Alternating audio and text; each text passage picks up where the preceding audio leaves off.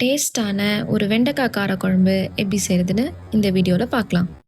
ஒரு 200 கிராம்ஸ் சின்ன வெங்காயத்தை எடுத்து இந்த மாதிரி நறுக்கி வச்சுருக்கேன். அப்புறம் ஒரு 5 தக்காளி எடுத்து இந்த மாதிரி கட் பண்ணி வச்சுருக்கேன். அதுக்கப்புறம் கொஞ்சம் பூண்டு அதிகமாக போட்டால் எப்பவுமே காரக்குழம்புக்கு நல்லாயிருக்கும். ஸோ அதனால் நான் கொஞ்சம் நிறைய பூண்டே நான் யூஸ் பண்ணியிருக்கேன். வெண்டைக்காவும் எவ்வளோ தேவையோ அந்த அளவுக்கு நான் இந்த ஷேப்பில் கட் பண்ணி வச்சுருக்கேன். அப்புறம் ஒரு கையளவு புளி எடுத்து ஊற வச்சுட்டு அப்புறம் ஒரு பெரிய சைஸ் வெங்காயத்தையும் கட் பண்ணி வச்சுருக்கேன்.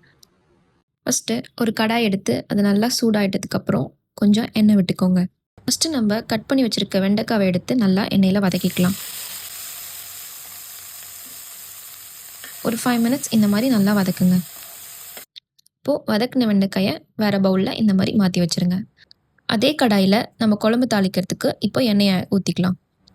எண்ணெய் காஞ்சதுக்கப்புறம் கடுகு, வெந்தயம், நல்லா கடுகும் வெந்தயம் பொரிஞ்சு வந்ததுக்கப்புறம் ஒரு கையளவு பூண்டு எடுத்து ஆட் பண்ணிக்கோங்க.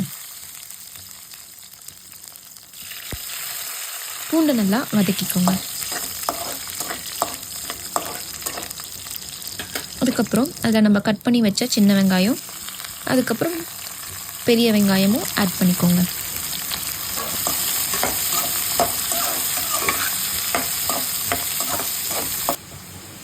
இப்போது அதில் கொஞ்சம் கருவேப்பிலையும் உப்பும் ஆட் பண்ணிவிட்டு நல்லா வதக்குங்க.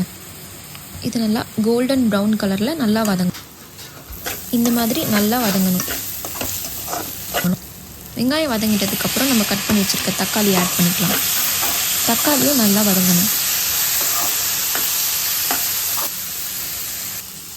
நல்லா வதங்கிடுச்சு. இப்போது அதில் கொஞ்சம் கட் பண்ணி வச்சுருக்க வெண்டைக்காவையும் ஆட் பண்ணிக்கலாம்.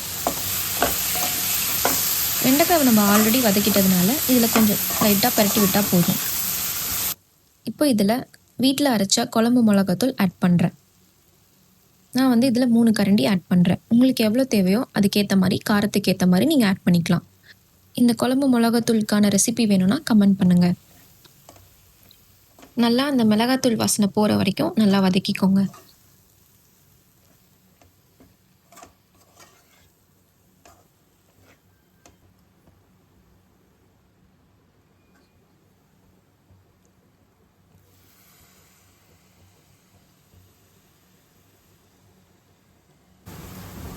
புளி ஆட் பண்ணிவிட்டு அதில் நான் நல்லா கிண்டி விட்டுட்டு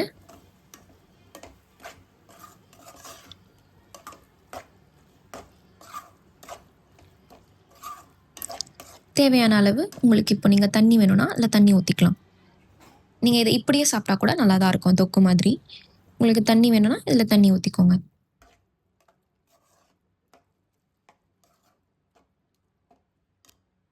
தண்ணியான கன்சிஸ்டன்சி வேணும்னா தண்ணியாக ஊற்றிக்கலாம். இல்லை திக்காகவே வேணும்னா நீங்கள் திக்காக கூட கொஞ்சமாக தண்ணி ஊற்றி சமைச்சிக்கலாம்.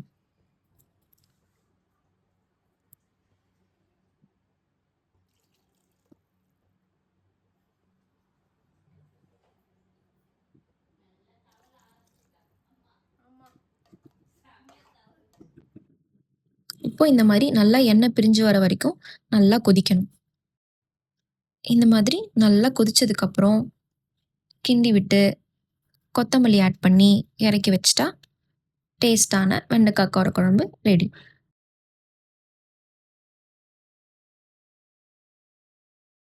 சுட சுட சாப்பாடு போட்டு காரக்குழம்பு ஊற்றி அப்பளம் வச்சு சாப்பிட்டிங்கன்னா ரொம்பவே டேஸ்ட்டாக இருக்கும்.